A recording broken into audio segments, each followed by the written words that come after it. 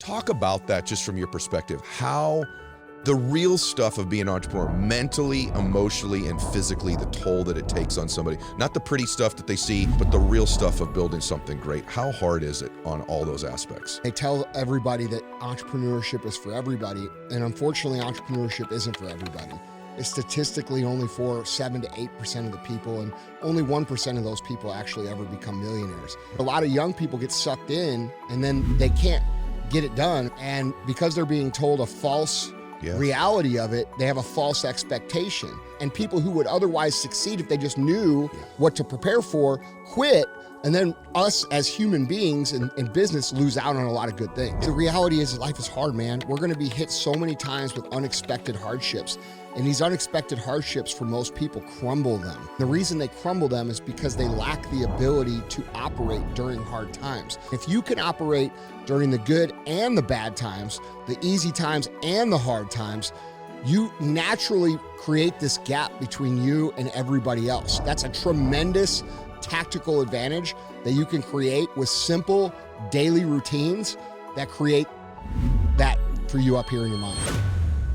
Everyone can look successful on social media. How do you distinguish between who's real and who's not? Because I think a lot of people don't know, right? You look at some of the things that are presented as entrepreneurship on the internet. The problem is these people, because they're hungry and they want to win now and they want this now, they lack the perspective to understand the difference between show and real. Because now we have this other side of the internet where everything's a scam. I think if people were just to stop and ask themselves a few questions before they jumped into anything, they could save themselves a lot of frustration, actually a lot of time. What have they built? How many customers have they served? Do they have employees?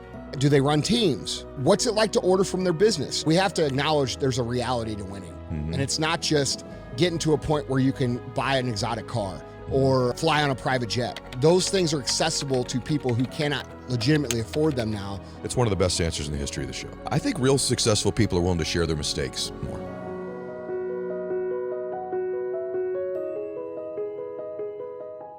Hey, this is Ed Mylett. Thank you for being here. Hey, would you do me a favor? Would you click the subscribe button right now? You know, the more people that subscribe to the program, the higher caliber and quality guests I can get to bring you the best information and inspiration in the world. At the same time, if you subscribe, you're going to get access to every episode before everybody else. So go ahead and click the subscribe button. By the way, stick around because in a minute, I'm going to tell you how you could appear on the show to be coached by me right here on this show. So, hey guys, are you frustrated with where you're at right now? Maybe stunted in your progress? Well, if you are, I want to recommend a place for you to go called Growth Day. growthday.com/ed. It is the #1 personal development app on the planet. It's got all kinds of high performance techniques in there, courses, accountability, journaling, live speeches from some of the top influencers in the world, including me. It's an overall environment to change your life. growthday.com/ed. Hey guys, I'm so excited to tell you this right now. Here's the deal. There's a chance now for you to be on this show with me, and I'm going to do it every single month. Let me tell you how you qualify to get on the show. Every single day on my social media, I run something called the 2-minute drill. So if that's Instagram or Facebook or TikTok, if you follow me on those platforms, when I make a post within the first 2 minutes, so have your notifications turned on. If you just make a comment on my post, every day we take everybody who's made a comment and we pick a winner every single day. And that person is going to have an opportunity to be on this show with me and get coached. So if you're interested, follow me on social media. When I make a post, make a comment, and eventually, hopefully you can get selected to win. We're picking somebody every single day. And I'll have those folks on the program. If you want to get a text reminder about my post or this program, 714-916-9144. You can text me at that number and you'll get daily reminders. I would love to have you on this show. Follow me on social media and engage in the 2-minute drill. Max out. Welcome back to the show, everybody. So today's a really special day for me. I get to share with you one of my best friends in the world, if not my best friend. And I'm sitting here today, brother. I told you this off camera. I think I'm sitting in the most impressive room I've ever sat in my life. Like literally, this is probably the most impressive room I've ever sat in ever. And it makes me think about when I met you 7 years ago. 7 years ago, I met this man and he was already very, very successful. We were sitting in his garage. There was these Ford GTs and Lamborghinis behind me. I'm like, who the heck is this dude? And I remember walking from your garage to your headquarters going, I think I want to coach entrepreneurs with this dude. This dude's real. Little did I know that you'd create a show someday called Real AF. But I remember thinking, this dude's real. And now I find myself 7 years later sitting in this room with you smoking cigars. I am at least a glass of peanut butter whiskey in, by the way, everybody. And I'm really proud of you. Thank you, man. I want to tell you that. I'm proud of you. I love you. And just to give you guys context, this man, when I met him, was already very wealthy, but we walked from his building to the headquarters he had, which was about, I don't know, 20,000 square feet, something like that at the time. Yep. And now you have, 7 years later, 800,000 square feet. How many employees? About 500. About 500 employees. In-house. In-house. And then we have a bunch of remotes. Built an incredible company, an incredible personal brand. He's one of the most influential people on the planet, and he's my partner in the ARETE Syndicate that we coach entrepreneurs together. And we're going to have a remarkable conversation today with Andy Frisella. Welcome, brother. Thanks, bro. Good to have you. I appreciate, while I light this cigar up, yep, we're going to keep this casual today. Light it, absolutely. Look, man, I appreciate, first and foremost, our friendship and our relationship that we've built over the last, has it really been 7 years? Yeah. Has it? Since we did that? Yeah. Bro, that feels like a year ago. I know. You know what I'm saying? Yeah, I know. And the brotherhood and the friendship and the, you know, it's being an entrepreneur is very difficult, as you know, and as a lot of you guys know. And just to have you as someone that I can call and talk to during those difficult times, likewise, has been, aside from all the success, one of the most valuable experiences that I've had in my entire life. Wow, thank you. And so, you know, I look at you as a more experienced, further down the road, big brother that I'm very, very blessed and fortunate to have, dude. Thank you, bro. So, I love you, and I'm very proud of you. Yeah. It makes me, I'm not going to cry with the big dude here. Thank you, man. Yeah. Andy has a book out, by the way, that's brand new right now called The Book on Mental Toughness. It's incredible. And if anybody on the planet is qualified to write this book, it's my friend here. I'm just telling you straight up. He's the creator of the 75 Hard program that, I don't know, how many hashtags total on it on social media? Shit, dude. It's well over 1 billion on TikTok. Well over 1 billion. I think it's actually a few billion. Yeah. Just on TikTok alone. Yeah, just on TikTok. It's in the millions on Instagram, and you know, it's become a thing where most people that do it don't even know. They don't even know you're affiliated. They don't even know I did it. Yeah, I want you to guys picture this. So you're talking about someone they've gone to 800,000 square feet, 4 buildings. Phorm is this massive brand. This is someone who at a very deep level understands branding and marketing. He's one of the few people, that's why I partnered with him in our coaching program, who's real at doing these things. He's built one of the most remarkable brands on the planet in Phorm. He's built this massive movement, the biggest in the history of mental toughness and the fitness industry, in 75 Hard. The ARETE Syndicate, our coaching program, is the unprecedented leader in entrepreneurial coaching. So let me ask you this to start, brother, because I want to get into a lot of tactical stuff. One thing that you and I are both known for is tactical stuff. What happened? Like, what's gone on with you the last 7 years that's caused this stuff to explode like this? By the way, Real AF, one of the top podcasts in the world. Yeah. I mean, the MFCEO project before that, which may or may not resurface. It is. It's coming back. I know, but I didn't know they knew, right? It's coming back. It's coming back. So, like, what's been some of the keys to you doing what you've done the last, say, 7-8 years? What's happened? First of all, I'm surrounded by killers, dude. Like, that's the thing we got to understand. You know what I'm saying? I've got tremendously successful, smart, intelligent people around me in every direction. So my brother, who is the CEO of Phorm now, my executive team, the people who show up there every day, these are incredible people. And they do the rowing of the boat, right? And the truth is, what happened was you know, everybody developed, everybody leveled up, everybody got better. And you know, I don't think there's anything magical about it. I think it's basically what we talk about all the time with people, you know, which is executing day in and day out for years. And as things, the more days you execute, the more they compound, and they compound and compound and compound, and eventually the growth goes from gradual to steep. And I think over the course of our business life, if you own a company, you go through many of these phases where you go very slight growth or even flat for a while, and then you go up, and then you go very slight growth, and then you go up. And you know, when people think of entrepreneurship or growing a brand or business, a lot of times they think it's just a straight line or it's just straight up. And dude, as we know, just kind of like the meme, you know, it's like this. Yep. And and I think we just I think we figured out a lot of things on how to really get good at what we do. And really what it comes down to is great people doing great things to help people with what they're coming to our business for, which is, in my case, they want to get more fit. They want to get mentally better. And, with our affiliate program, they want to make some money. Yeah. So we do a good job at all three of those things, serving the need of the customer in an obsessive way. The thing I think of the most of with you is culture. You're a culture builder. And that culture's allowed it to grow exponentially, even without you driving it all the time. But you've been the driver. You're giving it to Sal, and you're right in your businesses. But the truth is, like, the brand has been you, the driver's been you. I think one of the things that you talk about better than anybody is, like, because of social media and most of the BS that's out there, is I think people underestimate. If we're just going to have a real conversation, me and you, about what do we talk about behind the scenes? Because that's what I get asked. What do you and Andy talk about behind the scenes? Here's the truth. We don't talk usually when things are going great. We talk when things are not going great. Yeah. And I think if we're going to have a real conversation that helps entrepreneurs or just humans today, we need to let them into our lives, like the real lives. Yeah. I'm sitting in a room right now that's just a mind-blowing room. There's 30 cars in here. Yeah. Collective value of these cars is what in this room, roughly, probably? Around between 30 and 40 million. $40 million of cars, plus the building. The house that's attached to this, a former president of the United States lived in, Grant. Like, it's crazy, right?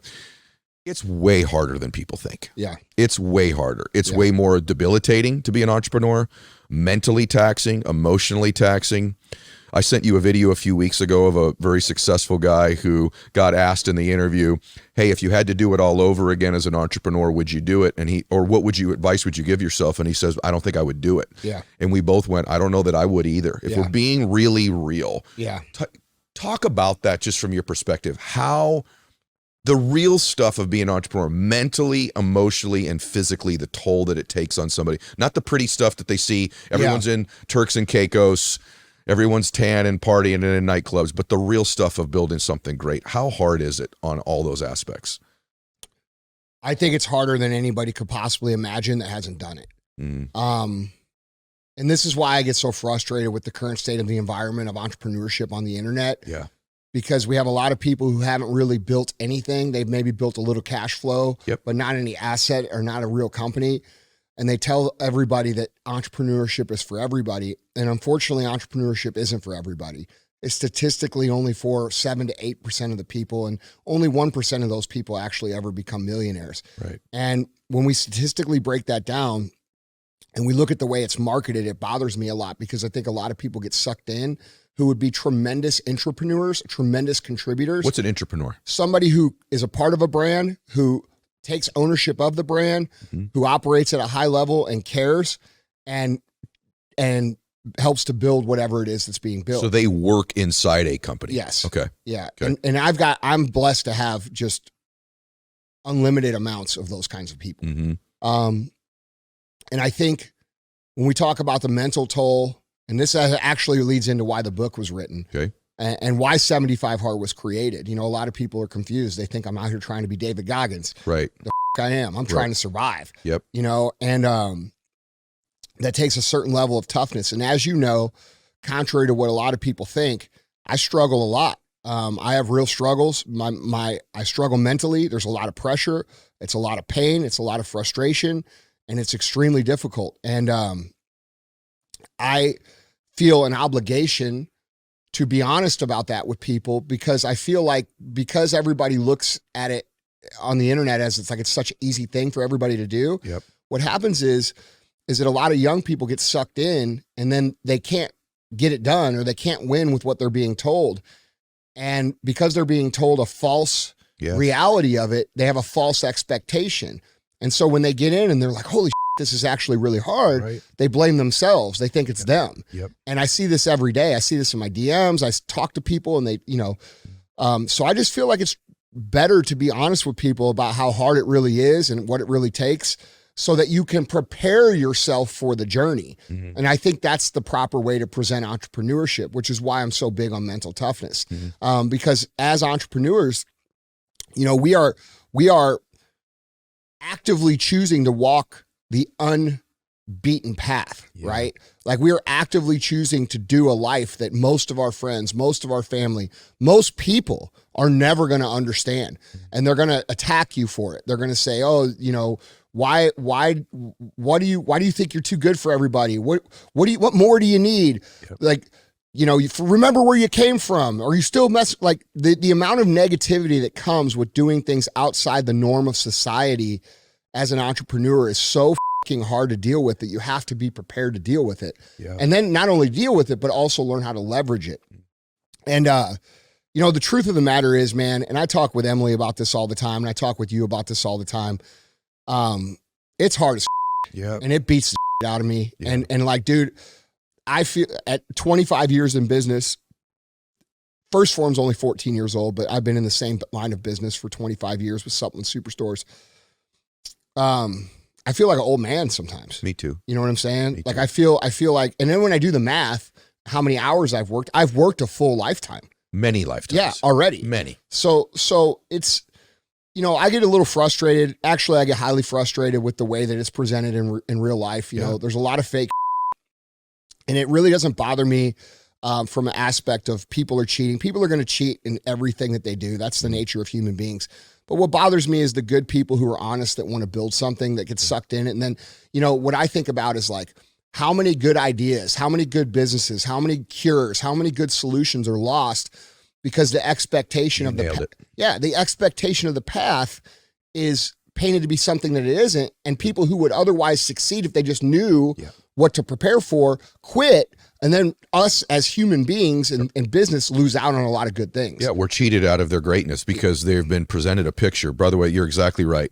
The value of what you're talking about is immeasurable for everybody listening to this, because being an entrepreneur is so difficult mentally, physically, emotionally. By the way, I think it's worth it. Yeah. And sometimes I wonder whether it is. I do too. So, I mean, I really do. But I think this is the real talk, because when an entrepreneur begins to experience these things, they're like, well, this isn't what I see. I must be doing it wrong, or I'm not cut out for this, or my business doesn't work because I'm feeling all these things. And we're one of the few two people, maybe the only two.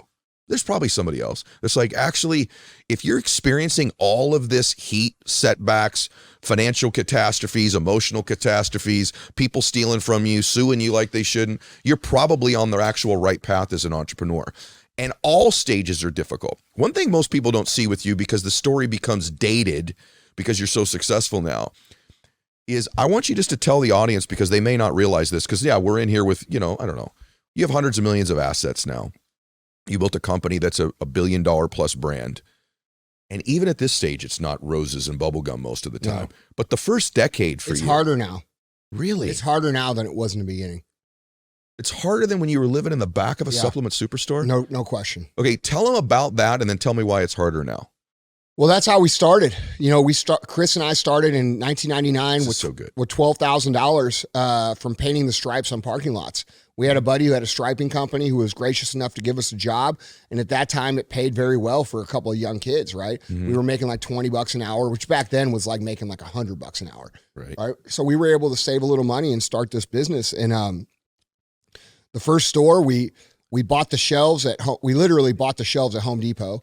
We built the counter out of particle board from Home Depot and like metal roofing and like our friends and family helped build it. And that's how we started. Our first day, we sold $7. Our first inventory order was $10,000 that we financed on credit cards, which we got totally screwed on. I thought we were getting a good deal. That was my first business lesson, and dude, like we just started. And you slept in the store. Yeah. For on and off for the first 3 years. Slept in the business. Mm-hmm. What'd you make the first 5 years? The first 3 years, I made nothing. Like we didn't make anything. And this is the other thing. We both worked other places to kind of keep the business open. Stay on that. Yeah. Before we move off. I think that's another thing entrepreneurs need to hear. So did I. I stocked shelves at night the first 2 years. I don't think enough entrepreneurs are hearing you may need to have a job outside of your business to stay in business during the first how time. like the young guys now, they talk about side hustles, right? Yes. Like, so like for me, the side hustle was the store, right? If you're today in today's language, right, you would say the side hustle was the store. My main deal was doing these other jobs. And then I took the money there. Chris took the money there, and we kept reinvesting in the store. And, the first time I got paid was 3 years in. I got paid $695 a month. And then for 7 years, that's all we made, $695 a month. So for the first 10 years I was in business, now remember, this is a different era. No social media, no way to get your word out, none of that. The first 10 years I made $58,380 combined for 10 years, not a year. Total. Yep. And by the way, the reason that matters, and the other thing you said matters, just I love how our brains think similarly. I think for a real entrepreneur, that's still a 3 to 6 year window. It may not be a decade if you're doing things right, but you're going to go through 2, 3, 4, 5, 6 potential years of no profit, potentially, in order to build something that is profitable for a while. And it's not get rich quick. In fact, if you got rich quick, I see these guys getting rich in 2 or 3 years. I'm like, that's someone who won't be rich in a decade. Correct. Because you don't learn the lessons along the way. If you know, the delayed gratification and the beating that you take when you first start something is actually necessary, because that's where you learn most of your skills. Most of the things that we teach these guys, that you talk about on your show, that I talk about on my show, and that we teach in Arete, or to whoever would come ask us, those are things we learned in the beginning. Those are things we learned when it was really fucking hard. How's that harder now then? Someone's looking at you, they're like, dude, you slept in the back of a supplement superstore for a few years. You made 58 grand the first decade, and then first Phorm starts to grow. You become a brand MFC. Now that part was fun, right? That part felt easy. Okay. You know, like that, the part where everybody's kind of seen me in my life, that part felt easy. Okay. When I say it's getting harder now, the reason it's harder, a couple reasons it's harder now. One, we're entering a phase of quote unquote big business, right? It's no longer 10 of us in a room, or 20 of us, or even 50 of us, and we can say, all right, guys, this is what we got to do, and everybody goes and does it. Now we have to coordinate a massive amount of people to go execute, right? And as you know, coordinating a massive amount of people to execute is very difficult. And so there's that part is very difficult. The other part is, you know, when you get to this level of business, for me, it's almost like you're starting over, because you don't know any of that. Like you don't know, I do now, but I didn't know the financial lingo. I didn't know how to, and the reality is, to get to that next level, that big business level, you have to create partnerships and you have to work with people, because there's, like we talked about when we did my show, you know, the 20-year room, right? You have to start playing ball with the bigger players. Otherwise they keep you out of the game, because these people own the market at the top of the game. So it's just different, dude. And isn't it also the pressure of having the responsibility? That's what I was going to get to. It's the amount of, like, these guys who were all sitting in the room with us. I love these guys. Those people at HQ. I love those people. And like, knowing that you're responsible and that they've invested in their lives into my project that we've started so long ago, our project, is a tremendous amount of weight to bear. You know what I'm saying? These people have families, they have kids, they have people to provide for. And if I make the wrong call, or we make the wrong move, or we do something wrong, there's consequences that are outside of us. Exactly. And that's a lot. I think also as you get older, that becomes more of the forefront. Like, dude, you know, when you start getting to be able to take care of yourself, and, you know, you're not starving anymore, and you get to the point where you can do some cool shit like both of us have been able to do, you start to like look around and you're like, well, man, all these people, they got to win too. You know what I'm saying? I'm going to tell you something about you. Okay. That's the thing I'm most proud of you, is that right there. Is that no, wait, let me just say it's real. Because people see a side of you that's like this, just crazy intense. He's pissed about what's going on social media. He's pissed about what's going on in culture. They don't understand the nature of where it comes from. And I'm one of the few people that can give people context. Very few entrepreneurs, they don't care. They get to a point, I'm just going to be real. They build their company up, then they just decide to exit. Who cares what happens to everybody else?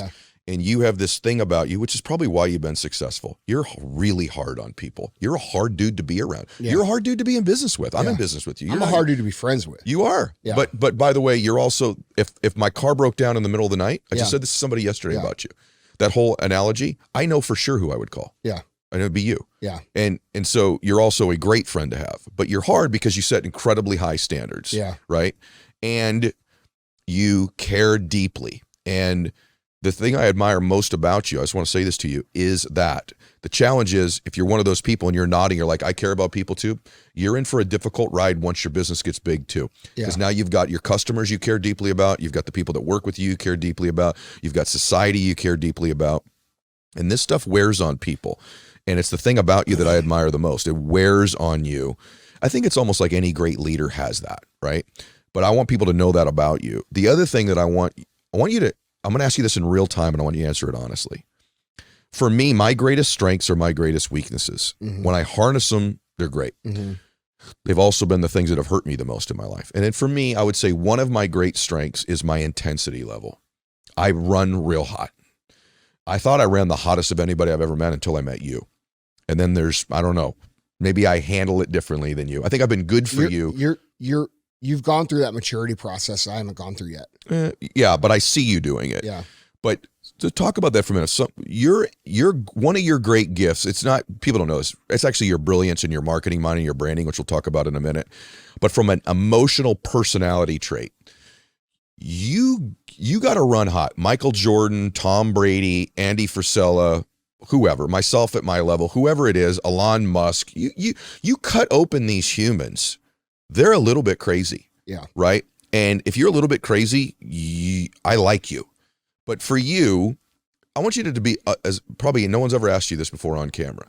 That is one of your great strengths. It is also one of the things that is hard for you in your life too, right? Like, this is the truth. Like, so how do you feel about that sincerely? Like, sometimes you wish you could just lose it? Sometimes you just go, I want to throw my hands up, man, and like, I don't want to care anymore. I don't, or if you have accepted, like, I'm going to be crazy and you're going to see me at 65 years old and I'm still going to be nuts because, I mean, you look at these guys that are, who are you like politically? It doesn't matter. There's like 70, 80-year-old dudes trying to run the world still, right? Yeah. Like, there's just some people that are just wired for crazy. Yeah. And maybe they just need to accept that's who they are. And I ask you that because there's a lot of people listening to this because in their family, they're the crazy one. Yeah. Their version of it in their family, they're the unreasonable one. They're the crazy one.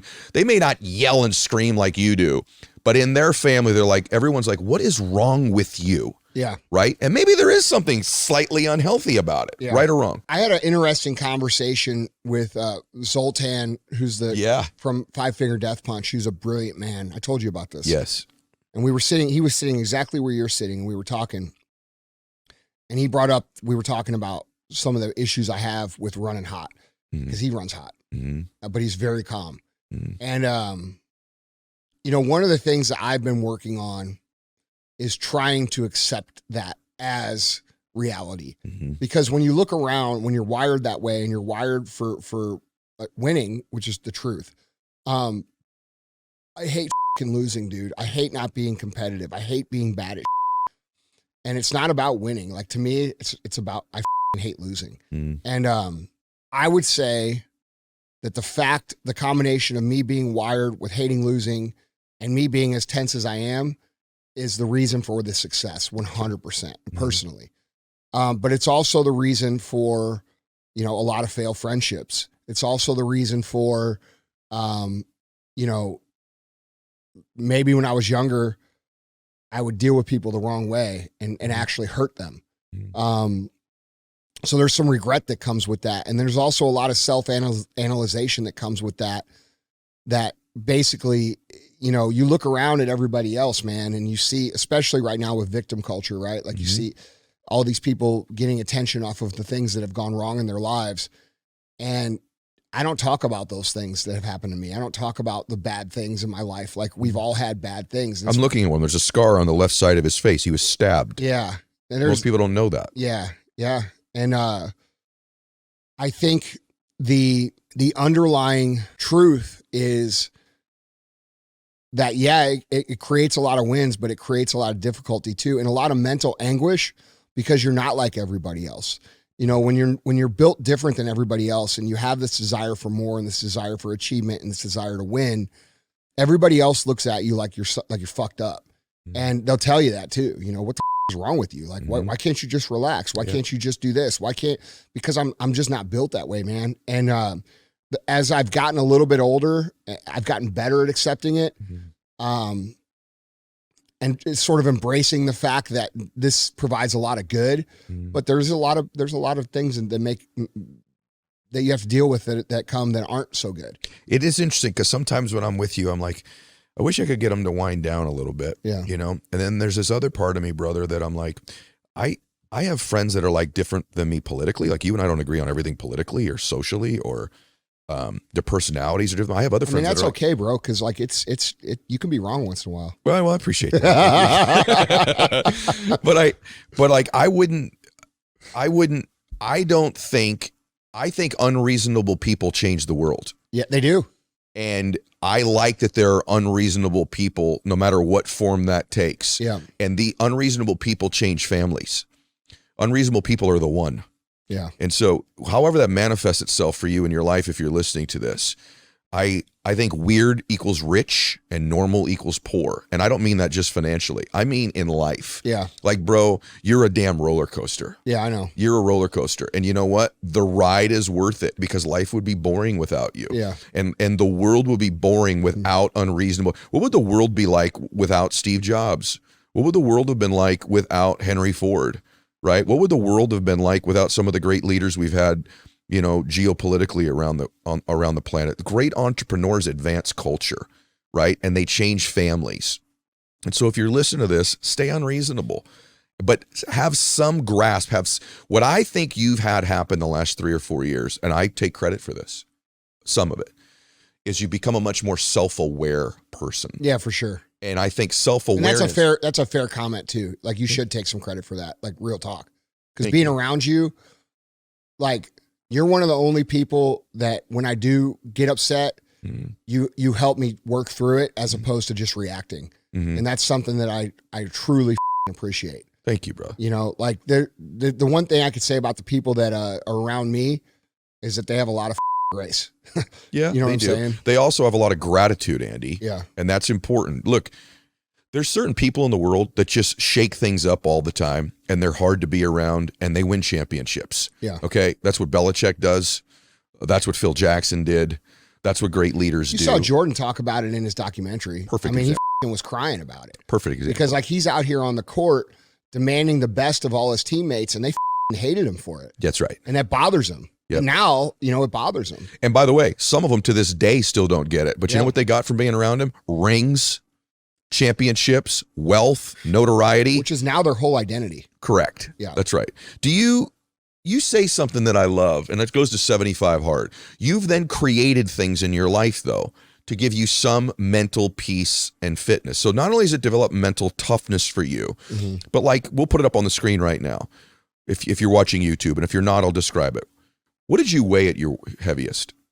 Well, I don't know, but the heaviest I ever saw on the scale was 350. 350. Yeah. So probably a little bit heavier than that. That was once I got the courage to get on the scale. Okay, so you had been heavier than that. Yeah. And now, just so y'all know, like this is 245, something like that? Yeah, 250. And he's a big dude and he's shredded and he's in great shape. So you've not only just changed your brand, you've become wealthy, you've built multiple big brands, and you've changed your body. Okay. And so you have created a catalyst for change in your life. How? Is it 75 hard? Is it doing hard things? Is it cold plunges? Like what's the stuff? Is it all of that crap? Like what has changed you? Because here's the other thing about you. I'm just going to say, I'm watching your face.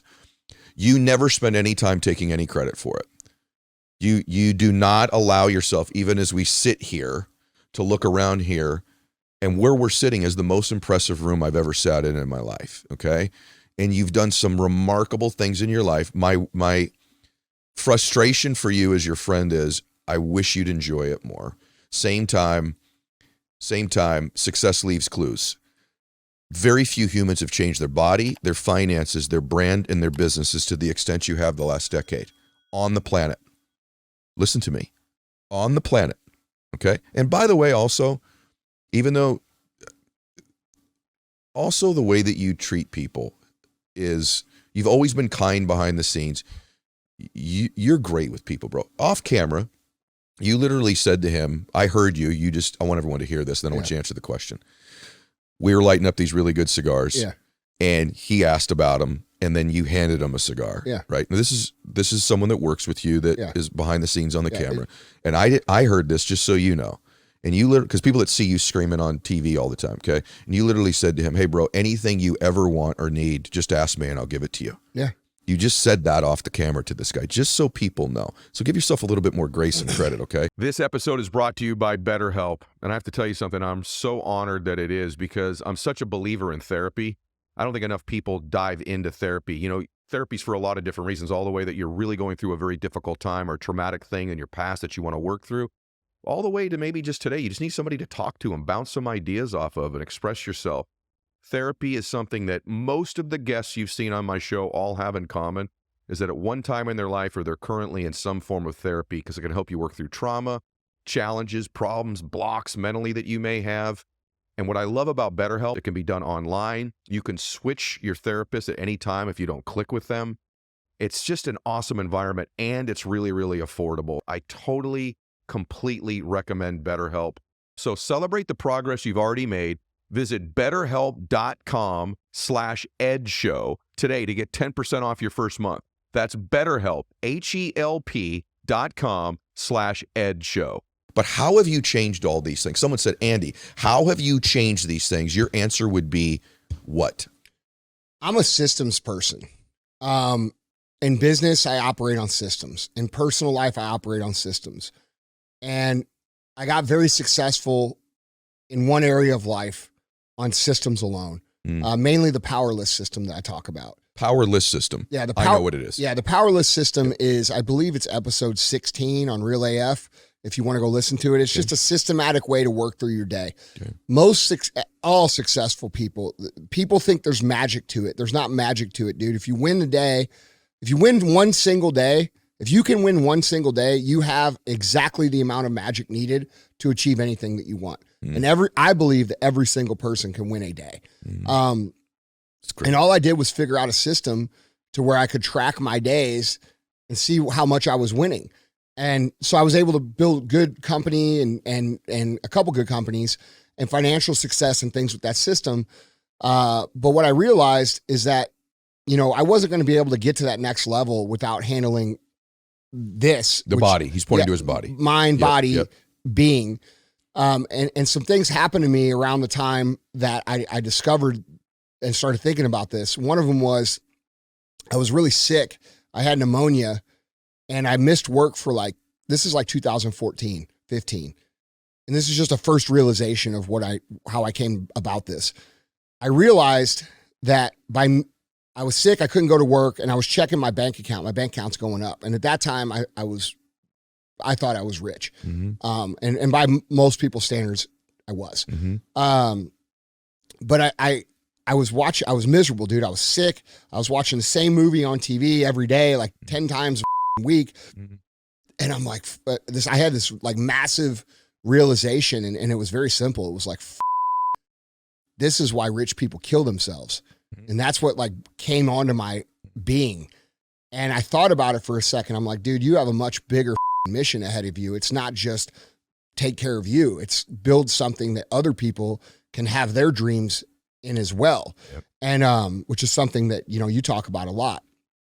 And so that got me started. And I was always mystified by people who were mentally tough. I never had mental toughness. I wasn't I was an athlete in high school, and I was good, gifted athletically, but I was soft. You know what I'm saying? And I looked at people who could stick to a program or follow through, or people who could, keep in shape. And I always thought, why did they get that gift and I didn't get that gift? And I thought of it wrong. I thought of it as a gift or a trait that they had, when in reality, mental toughness is an actual skill that we need to develop. And once I figured out, and I got my mind kind of on the track of okay, this is not a trait. This is something I need to develop. That's where the pieces started coming together for 75 Hard and Live Hard. And, I worked a couple years really hard. I lost 100 pounds, but I was still soft. And then I met James Lawrence, the Iron Cowboy. Okay. And he came on my podcast, the MFCEO Project. And he said one sentence to me that kind of made it all go together. And really kind of made 75 Hard come to fruition. He said, to develop mental toughness, you have to intentionally put yourself in hard situations on a daily basis and overcome them.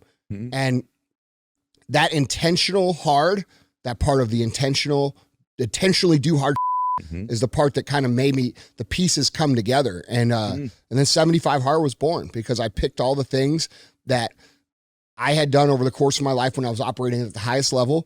I thought about them for a long time, right? And then I just did the 75 Hard myself. I got on the podcast. I said, hey, I'm doing this thing, 75 Hard. Who wants to do it with me? And a ton of people did it with me. And they had incredible transformations. And that's kind of how it was born. And so for me, dude, like when I started thinking of it as a mental thing and not a physical thing, the game switched to me because, dude, you know how I am competitive, right? Like I don't want to, like it's one thing to say like, okay, I'm not in the best shape. It's another thing to say you're not in the best shape because you're mentally soft as and you're not competitive in that area. And so that flipped it for me when it became a mental test as opposed to a physical altering that I'm trying to do. Yeah. That's what switched the perspective for me. And I think that's what switches for most people because we're told in diet culture, you know, get in shape so you can look good at the pool or put your clothes on or go buy normal clothes. You know, when you're 350, bro, you can't buy much clothes. And when I started looking at it, like I didn't have control, like someone could set a beer in front of me, no matter what time of day, no matter what I had going on, no matter what I told myself I was going to do that day, and I'm drinking it. And someone like I could walk into a restaurant and I would have in my mind the meal that I should eat. But then as soon as the waitress comes over, dude, I'm ordering pizza, I'm ordering wings, I'm ordering beers. And I'm telling myself this lie in my head, which is, hey, don't worry, dude. We'll start tomorrow. You know, you work hard. You've been successful. You deserve this. And I started becoming aware of my internal dialogue around these things. And then I got pissed off that these inanimate objects have control over me. Like when I started thinking about it just at that level, like a fucking beer or a piece of food has control over me, that offended me. You know what I mean? Like that pissed me off. I started making those things the enemy mentally. And that's where I connected it all. And like, dude, I've been able to maintain it pretty good, you know, for the last 7-8 years. So you're on to something I want to ask you about. Yeah. By the way, first off, that you became aware. Like I said, you're more self-aware. So here we go. This is kind of the root of what I think you stand for in your work.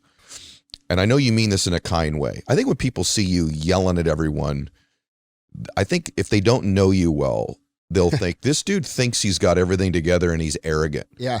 But what I know, and I mean this as a brother, I'm trying not to get emotional when I say this, but like I know all your insecurities. Yeah.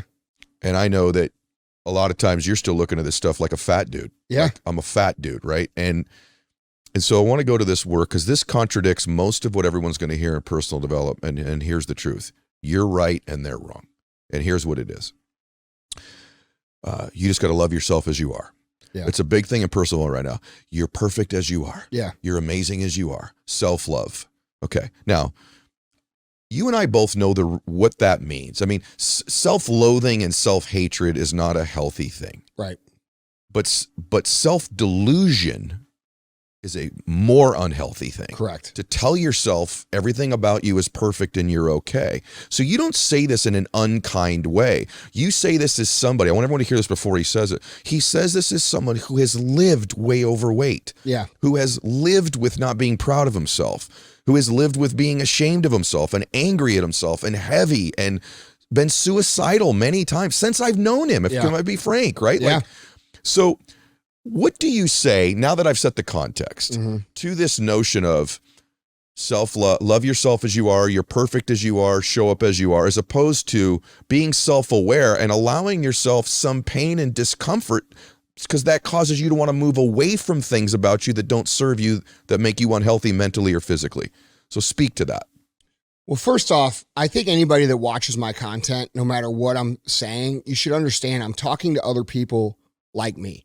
I'm talking to the past version of me. Yeah. And I'm not for everybody. Not my message isn't for everybody. It's for people who are wired hot, who want to fucking win, who are having a hard time. And the reality of life is this. The world's fucking relentless and it will not stop beating your ass until you wake up and start beating it back. And, you know, when I see self-love and all this I do understand where they're coming from. Those people are talking to people who are on the brink, right? Yep. And they think their entire world's crumbling and they're telling them it's okay. But I actually think that's the wrong message. I think the right message is this. Hey, this is how it is if you don't go hard. This is what you're going to get if you do not try hard to develop yourself and get off the bench and get in the game. And I say that out of a place of love and caring for people, because I want them to feel better and I want them to do better. And I know what's not going to get them better is just accepting themselves and all their behavior and all their vices and inaction and procrastination and low standards is creating the way you feel. And so when we tell people that self-love is just accepting ourselves who we are, when who we are is a combination of unacceptable standards and bad behavior, I believe we're violating our covenant with God. I don't have kids, but if I did, I would want the kid to be the best version of themselves. And if I were to give that kid all of his gifts and all this ability and all this upside, and they were to just say, well, I'm perfect the way I am, I would feel insulted because I put you here for a reason. And that's how I feel like God looks at us when we don't capitalize on our gifts. And I feel like that's what I feel like. I feel like God put me here, gave me some tools. I think the journey's supposed to be hard, but for me to do what I'm supposed to do when I'm here is required. It's part of the deal that why I'm here, you know? And I think that's for everybody. And I think if we all lived like that and we thought about that just a little bit, the world will look completely different, because we have a lot of people who are just coasting, who are hearing the self-love talk, right? And then they're hearing it in the toxic way, which is just accept yourself and your standards. And that's denying the world of gifts and solutions and inspiration and stories. And I mean, dude, we have a whole generation of people coming behind us. They got to have something to look at. You know what I mean? Like we did. And I just take that very seriously. And I think it's real. And when we break down the meaning of life, you know, a lot of people just see it different than me. They see the meaning of life as being a fun, enjoyable journey. And maybe that can be for some people, but I know that's not what I was here to put. So when I speak and people hear me and they might say, what the is too much? Well, dude, I'm too much because I love you, man. I'm too much because I know you got more in you and I know you can do better. And it takes a certain kind of person to really resonate with who I am. And, you know, unfortunately, because of the tone that I have, you know, if people, I find that here's what I get a lot of. Bro, when I first heard you, I hated you. But I listened to like 3 episodes. Dude, you're just a good dude that wants more for people. And that is it. It's one of the best answers in the history of the show. Everyone should go back the last 3 or 4 minutes of what he just said. And first off, with you, the reason is it comes out intense, comes out with a lot of F-bombs. And so that immediately, some people hear a certain way. You look a certain way. But the truth is, I know what's inside there and I know your heart. Very handsome. Unbelievable. And more handsome with more of that smoke around your face because it's a filter. but I got to tell you, what he just said is true. When you really love somebody, self-love is belief. People that really love you believe in you. And so accepting a lower standard of yourself, that's not love. That's some other perverted, weak emotion. And the truth is, real love comes with belief and knowing that someone can rise to a higher standard and do better in their life. It's not judgment of where you are. It's love and belief of where you could be. And so when someone says you get up and work or get in better shape or improve your life or start a business, it's not judgment as to where you are. It's belief in what you could be. And that's the difference in the two things. And that's what he's describing right now. Let me ask you a question. I'll ask you a question. Okay. So you played sports at a high level, just like my brother did, just like a lot of our friends did, a lot of our friends do. Who was the best coach you ever had? Coach Dennis Paul. Was Dennis Paul good to you and nice to you? So hard on me, bro. I just posted about it a few weeks ago, to the point where, I mean, I went home some nights in tears. Like, just, he pushed me so hard. And the truth is that I ran into him. I hadn't seen him in 30 years. He came to a speech of mine. And he was standing in the picture line, and I saw him down in the line, and I immediately almost fell to my knees in tears, because next to my dad, I'm most grateful to Coach Paul for where I am in my life, because he got me to accept a pattern of my life of high standards, of believing I could do more, that if I actually put work in, that eventually there's a payoff for it. And if he'd have held me to a lower standard and accepted me as the dude that I was, I would be a miserable human being right now. And by the way, I've only had 3 or 4 or 5 of those people. You're one of them. In my life, it's like, no, bro, you're better than that. You can do better. I don't want friends that accept me as my are. I want friends that see me as I could be. Well, that's the other context of where I'm coming from. Like, you know, I said earlier in the show, I'm hard to be friends with. The reason I'm hard to be friends with is not because I yell and scream at people. Not at all. It's because I demand high standards from you. Yes. Like, if you're in my circle, bro, you're going to get all you can out of yourself, or you're not going to be in it. And that's reality. I cannot, dude, you know this, dude. I am such a hot wire competitor that any level of mediocrity or apathy about not caring, it literally, I can't tolerate it. You detest it. It drives me insane. And so this is why my circle's so small, because like, dude, I'm really incapable of sitting around. I mean, I am capable. Like, you get a couple smokes in me. You know, I like to smoke, guys. All right. That's what it is. He likes to smoke all kinds of things. Just so not crack. Not all crack. right. Anymore. Not Hunter Biden shit. I'm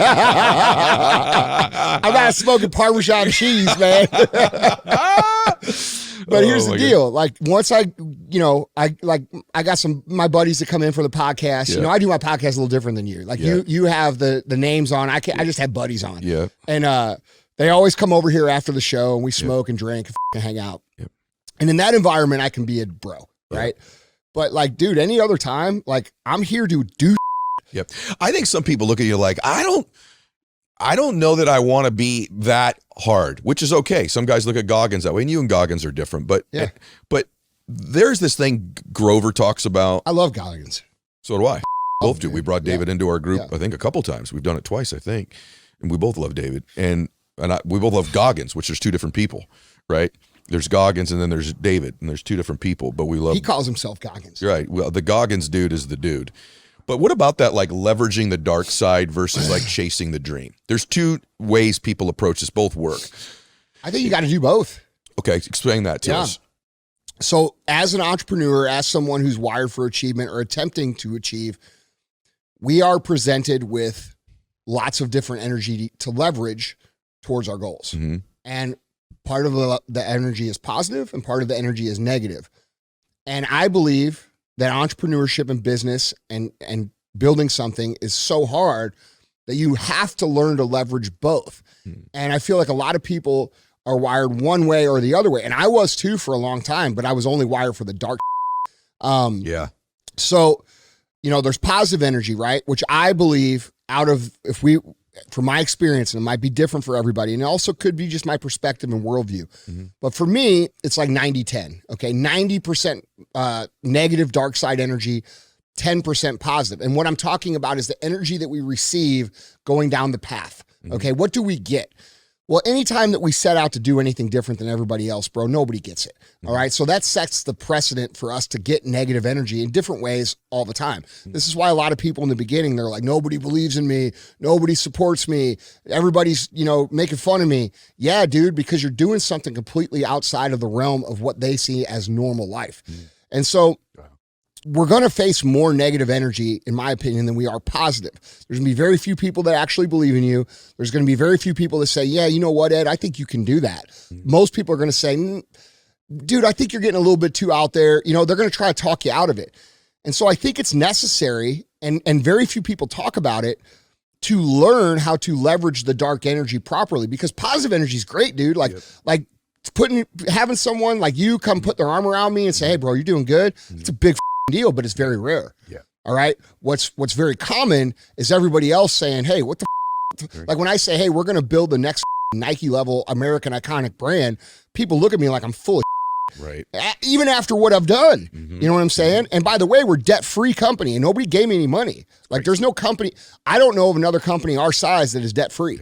I don't know of a single one. It's crazy. When we think about these things, you know, if we only operate with the 1 or 2 times a year that somebody who's credible comes and tells you you're great, you're going to feel like all the time. And so I think it's necessary, especially in the hard phases, to literally learn how to leverage the dark energy, meaning if you're going to get so much of it, leverage it. Yes. Right? Yeah, it's great. Because it's a powerful force, and people will judge you and they'll say, well, that's not, I'm doing it to prove people right. Well, that's why you're losing, bro. You know what I'm saying? We get all kinds of negative energy at us all the time. And so what we have to learn to do is to take that in and then let it come out of us in productive action. Yeah. You know, like not lashing back out, not going on the internet and passive aggressively pouting about why nobody believes in you. Nobody believes in you because you haven't done anything, bro. Yeah. And by the way, when you've done, there's just a whole bunch of more people that don't believe in you. It's true. Yeah. It's true. So like we have to learn to take these things, internalize them, see them for what they are, and then let them come out in productive action. Yeah. And a lot of people can't do that. So what happens is the negative energy comes, and then it burns them the down, right? So I believe to get to a certain level, you have to be proficient at both. And you are proficient at both. Like, by the way, this idea of leveraging energy that comes at you, I've never heard you say it that way before. But if everything in your life is going to be coming at you that's relatively negative, rejection, people screwing you, letting you down, clients that quit, haters, this idea of like, no, don't pay attention to the hate. You're saying actually pay attention to it and then flip it and leverage it. But at the same time, though, you and I for each other, behind the scenes thing, you also have those people in your life that have to like expand your vision. This did not happen here. There's a LaFerrari down there.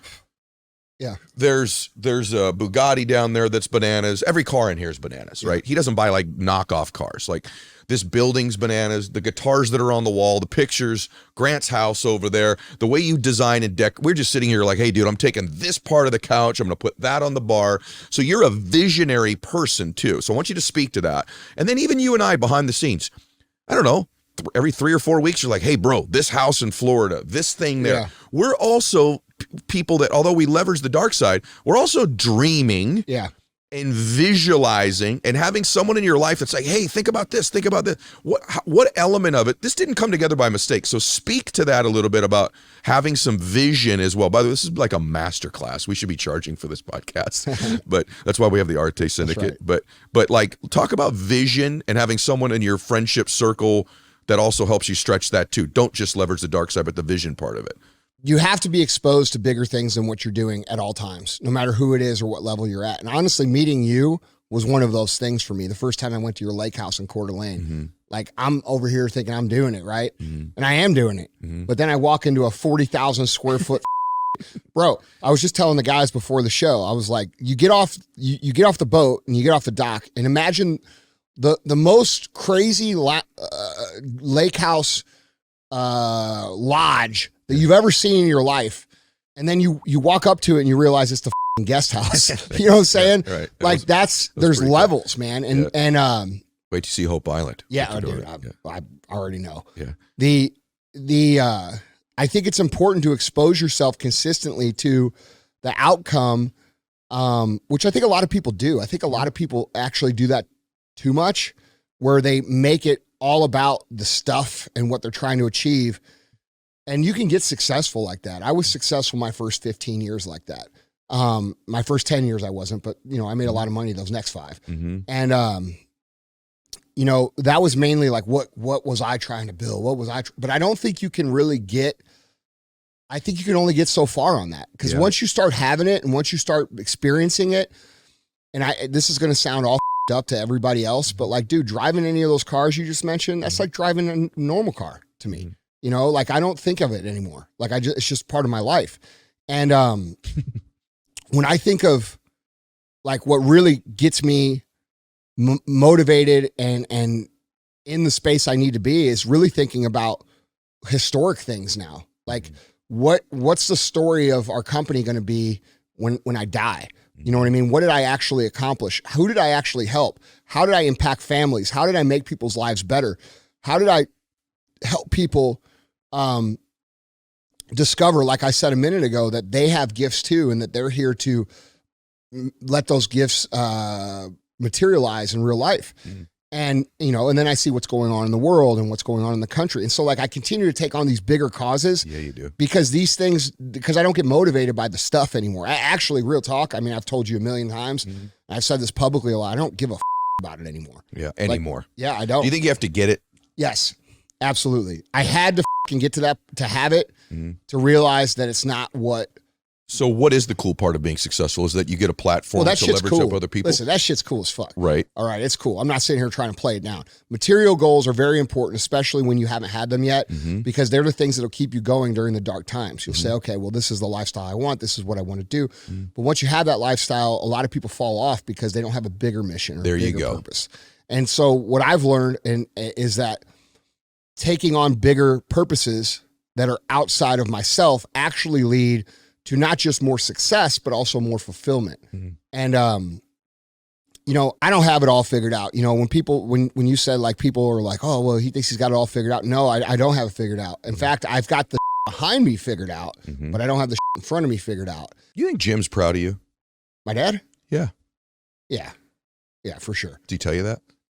I mean, we have a different dynamic. You know what I'm saying? But yeah, I mean, I can tell. You know what I'm saying? Like, it's not like, I mean, there's been a few times for sure. You know what I mean? But we were never like,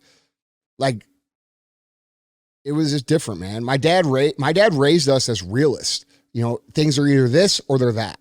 They're either this way or they're that way. And I'm very grateful for that because, you know, while some people would have been raised by my dad who had very high standards and who pushed us to do well, they would say, oh, they would resent him for that. But like how I look at it is I'm like, dude, I am so thankful I had that because now I understand reality. I'm not confused or delusional about the way things are. And the truth is, man, we can wish and we can hope and we can wish things were different, but they are what the they are. And we have to learn to operate with what is, not what we want it to be. And I think having my dad raise Sal and I both that way has been a tremendous key for, like, we're a continuation of his work. You know what I'm saying? He taught us the right shit. You know what I'm saying? And my dad was hard on us, dude. We got our asses beat when we were little. That was real shit. But you know what? Every time I fucking got my ass beat, you know what the truth is, Joe? I fucking deserved it every single time, you know? Well, he equipped the two of you for the world. And I worry a lot right now with, you know, because I am a parent, that so many parents, I mean, a lot of these kids get out of college or school, man, and they're like, oh my gosh, the world swings back, as you said earlier. And they never had any hits because their parents protected them growing up from every anytime there was a dispute at school, they intervened. Any problem, they weren't starting on the baseball team, they talked to the coach. Right? Or switched the school or did this or wrote a letter or whatever. That wasn't that way. My dad was like, well, why the did you do that?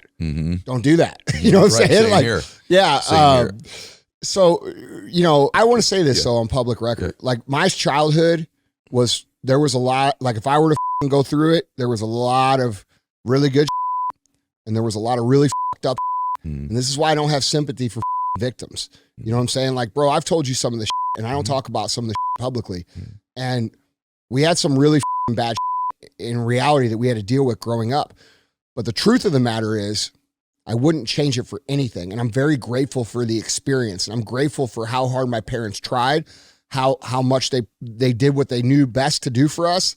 And we were taught the reality of existence through that childhood. And I think to your point, a lot of parents protect their kids from learning reality, and that handicaps them for life. And we see that every day. And, you know, I don't see it really in my employees because I'm very blessed to have the people I have.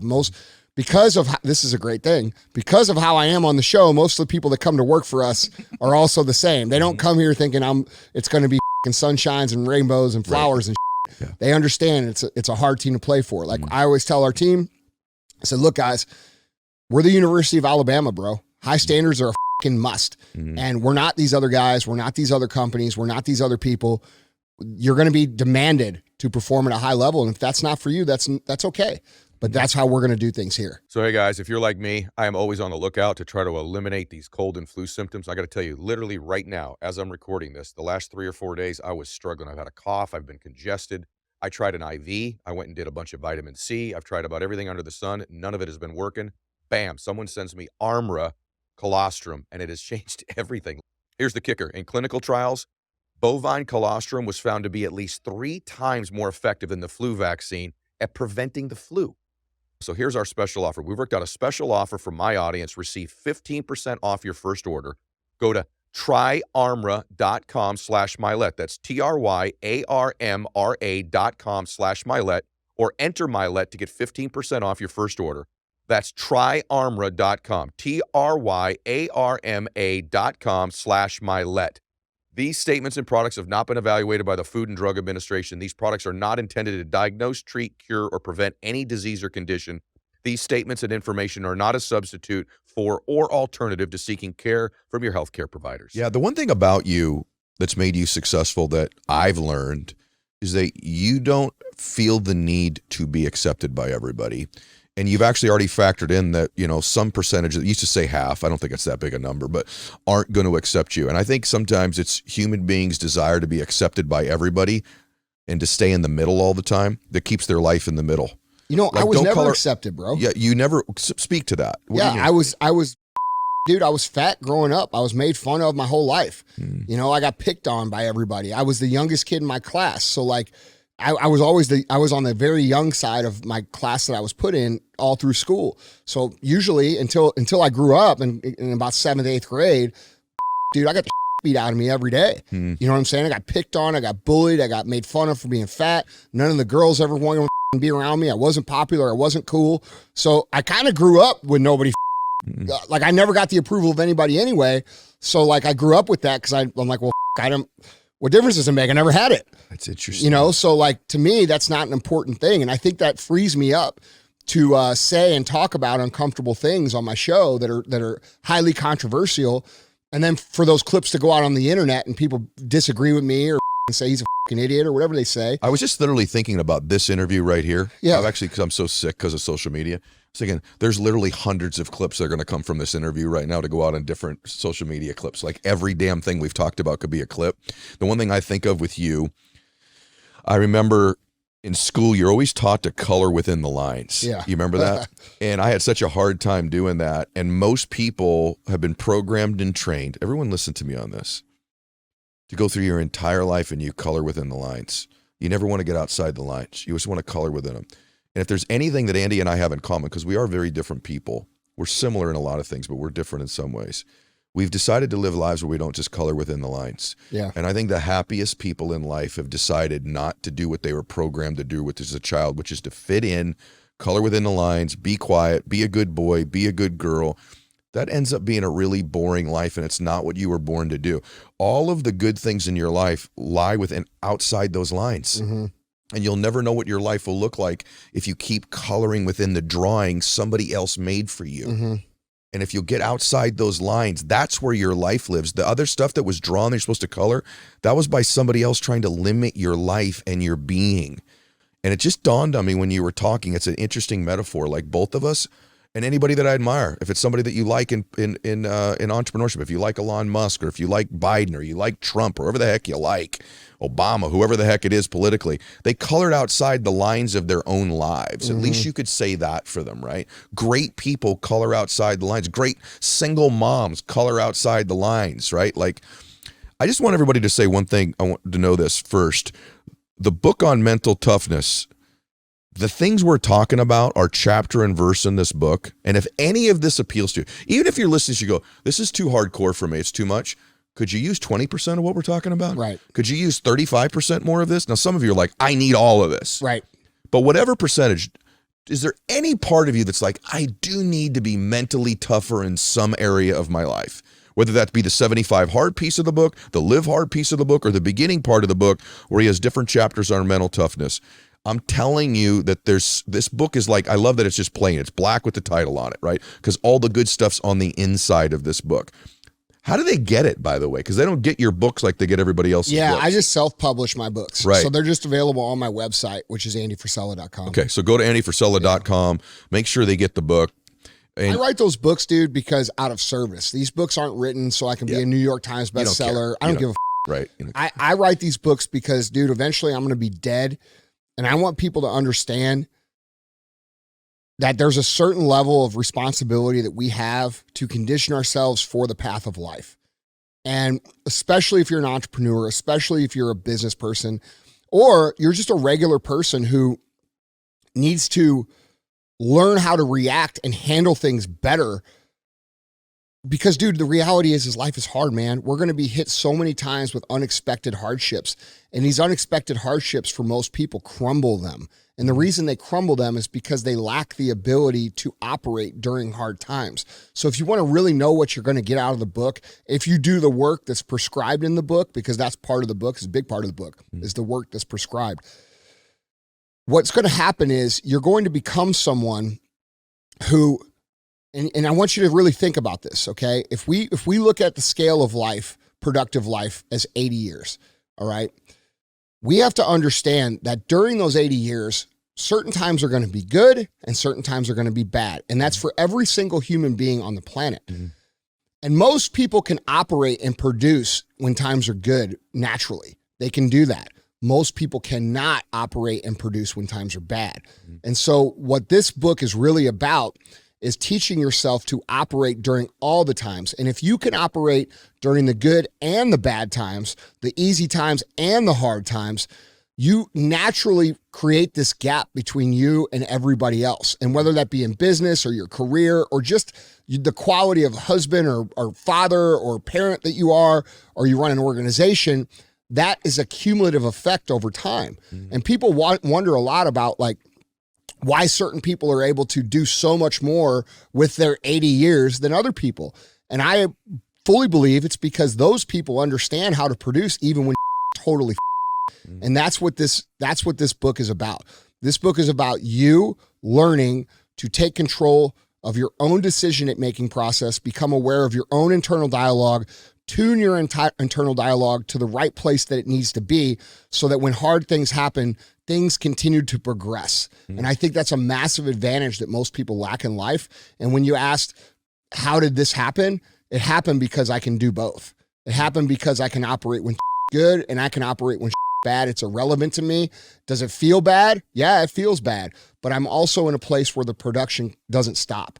And so if we compete against someone who, let's say, isn't mentally as tough, and you're legitimately like, because this is a competition. People don't understand this. There's this talk about unlimited abundance and all these things. But when you break it down into reality, and we're talking about business sense, there's you, and then there's 10 other companies that do what you do, and you are in a competition with those people. And if they crumble when gets hard, or they slow down when gets hard, or they let off the gas when shit gets hard and you don't, and you can still produce, that naturally widens the gap between you and them. And that's a tremendous tactical advantage that you can create with simple daily routines that create that for you up here in your mind. Bro, that's such a good conversation. I mean, dude, I think that's really the key, dude. I do too. Yeah. I always wish that you and I recorded our conversations, and now we start. There's a part of me sitting here going, you should just come on every quarter, and we should just record our dialogue. I'm in. You know, I'm going to say one thing to everybody, then I want to ask you one more question. It's the one I debated whether to ask you, but I think we should talk about it just because it's real. First things first, go get the book on mental toughness. The other thing is, if you have any interest, if you're an entrepreneur in getting coached, Andy and I have a program together. We never promote it. All we do is put out on Instagram. We have no sales team, no phone room, no funnel, no nothing. And it is the premier entrepreneurial coaching program in the world. It's called the ARETE Syndicate. It's ARETE syndicate.com. If you want to get some information on that, we don't sell it. We don't want you to join it if you can't afford it. There's different price points. We're not guys that push programs. We've made our wealth in our businesses, but it is the premier program. You want to be coached. You want to be coached hard. You want to be a part of an environment, by the way, that's conducive to winning and excellence, which is what arete means in the Greek, and be in an environment with other entrepreneurs that are winning at a high level or are progressing. That's the program for you. And I'd encourage you to go check that out. That's all I'll say about it. You're not going to get a bunch of emails from us. We don't do that stuff. So I want to say that. It's he and I. We coach differently. You'd get both of us. You have to be able to deal with a bunch of F-bombs and this and that and to deal with him. And then you got to deal with my craziness as well. In all fairness, I do tone it down a little bit. By like 1%, just so you know. You get a 1% discount. You get a discount on the F-bombs. Right. Let's talk about that last. It's hard for people listening to this. Social media is great because you and I have always said, man, I wish back in the day we could have got access to a Tony Robbins or somebody like that back in our day to get information for basically free on podcast or social. At the same time, if we're being real, it's hard to know who to listen to. If we're just being real, like everyone can look successful on social media. Everybody can look like they've built something. Everybody looks like they've got a top podcast now because there's hackers and stuff like that can artificially move stuff up. What would you say to somebody who's like, you know, I want to have a couple coaches. Should they have 52 mentors? Should they have 2 or 3? How do you distinguish between who's real and who's not? And that whole problem, because I think a lot of people don't know, right? And it's very hard to distinguish. I wouldn't know. How would you know? I don't know. Here's the thing. Yeah, this is what I think about a lot, because I think about this a lot, and it frustrates me a lot. If you're a young person and you're, let's say, 17, 18, 19, 20, 25 years old, 30 years old, okay, because 30 is still really young. You could be young 40 entrepreneur, but you've never had a business before. Right? For sure. Yeah. That's a great thing about entrepreneurship. Yeah. Okay. So let's just say you're young in the entrepreneurship world, okay, Yes. not physical age. Yeah. And you look at some of the things that are presented as entrepreneurship on the internet. The problem is that you lack these people, because they're hungry and they want to win now and they want this now. They lack the perspective to understand the difference between show and real. And that's not their fault, because they're not up the mountain, right? But people that are like legitimately up the mountain and we're looking down the mountain, we're like, that guy's full of that guy's full of this guy's doing okay, but he's not doing anything like what he's saying. This guy's pretty good here. I like what he's doing. It's very easy to identify those people once you've been on the path. Yeah, once you know. Yeah. And we have 2 elements of the internet that really like make this hard for people to tell, right? Because now we have this other side of the internet where everything's a scam and everybody's a fraud. So like there's truth somewhere in there, right? Yeah. And I think for people to really know, and I don't want to talk anybody, because I honestly believe there is some of these guys that are coming up that are maybe a little bit too flash, but they are making people change. I agree. Right? Like there's people who are getting results. They're getting in good shape. They're changing their lives. Yes. So I don't like to judge based upon like what level you're at or whatever, which I used to do very harshly. I look at it differently. I sort of look at it as one-off now. But it's still, even with that, if you don't have the perspective of being down the path, it's impossible for someone to know what the truth is. And I think if people were just to stop and ask themselves a few questions before they jumped into anything, they could save themselves a lot of frustration, a lot of bad advice, and probably a lot of time, okay? Because I know this and you know this too. Like if I were to go talk to 19-year-old Andy when I started on day one, as me now, I'm saving him 15 years off his journey. No question. No question. Especially with technology. Especially because I didn't have it the first number of years, 8-9 years. What have they built? Do they have real customers? How long have they been servicing customers? How many customers have they served? Do they have employees? How many employees? Do they run teams? How many teams? How many people on the team? What's it like to order from their business? Do they actually, can I buy their products, or is this a mysterious thing that I can never see the truth behind? I think if we just did some simple vetting and some common sense questions, the answers sort of present themselves. And I think a lot of times people do that, but then they see the instant gratification and they're like, I don't want that. The quick one. Right? And there's that part of it, right? And then there's also the part of it where, a lot of these younger guys who are coming up, like I'm talking about in their 20s, they're very smart with technology. So they know like one little tool, right? Yeah. Like they might know how to create a funnel really good, but then they present it as like a whole business. When in reality, dude, what you should be doing is looking at these things as tools to add to a real business that you're growing, very right? Good. And so I think there's just a different way of thinking about it. And I think asking some simple questions about who it is that you're learning from, what have they actually done, who do they surround themselves with, like, you know what I mean? Yes. And that's great advice. Yeah, I just think asking a list of questions, and by the way, like anybody who's done anything real is going to brag. Like if someone's like, hey, what have you done? Oh, I don't know. I built this. I've had 2 #1 podcasts in different categories. Built the biggest mental transformation program in the history of Earth. I built a 10-figure company, a 9-figure company, a bunch of 8-figure companies. You know what I'm saying? Yes. And a lot of people, when you ask them questions, they get upset. They don't like answering those questions. That's a red flag. So, I appreciate the fact that there's so many people out here that want to win, but we have to acknowledge there's a reality to winning. And it's not just, getting to a point where you can buy an exotic car or, you know, fly on a private jet. Those things are accessible to people who cannot legitimately afford them now. So we have to be very careful about. I think real successful people are willing to share their mistakes more, like you and I do. Bro. To go, hey, look, I've made a lot of these mistakes, because I've learned. I think that's true. I've learned a lot of it from my mistakes. Yeah. And I know you have as well. I called our first interview when we met the collision of limitless minds. Yeah. And the more I'm listening to the two of us today, actually listening to you, because I'm not listening to me, I haven't said very much. I really believe that. I'm really, really proud of you. I love you like a brother, but I'm really, really proud of you. Thanks, man. And I appreciate you sharing the weaknesses and the vulnerabilities too, because you are such a strong dude. It would just be easy for you to bulldoze through life, and you don't do that. And I'm really, really proud of everything you're accomplishing. And I can't wait to see what happens in the next decade with you, because what's happened in the last 7 or 8 years is bananas. As they've been seeing this footage on YouTube, if they're doing that, if they're not on YouTube, just know 20,000 square feet to 800,000 square feet.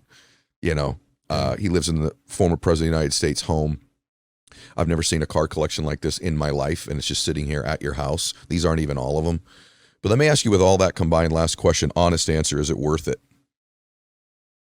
It is in some ways, but there's a price to pay. You know, there's a trade-off that people don't talk about. I mean, like we talked about earlier in the show, you know, I don't feel like a young man. I don't feel 44. I might look good for young. Like, I get that a lot. Like, I'm not saying that to brag. I don't think you look particularly good. A lot of people are like, hey, look, dude. Thanks, bro.